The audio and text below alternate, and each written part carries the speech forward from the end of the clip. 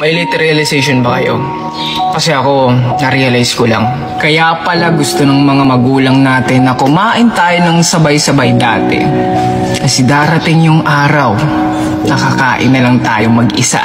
Kaya pala ayaw nila mawala tayo sa paningin nila dati. Kasi darating yung panahon na hindi na natin makakasama sila ulit.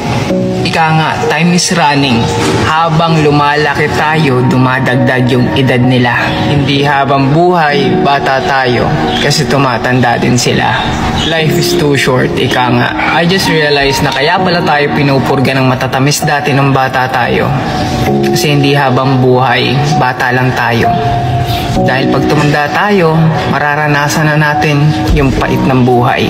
Lahat ng realization na narinig nyo kanina, applicable yan sa tunay na buhay. Pero eto lang talaga yung tumatak sa akin. I just realized na lahat ng ginagawa pala ng magulang natin may saysay. May dahilan kumbaga. Kaya sulitin na natin yung time natin sa mga magulang natin hanggat nandyan pa at hindi pa tayo malayo sa kanila.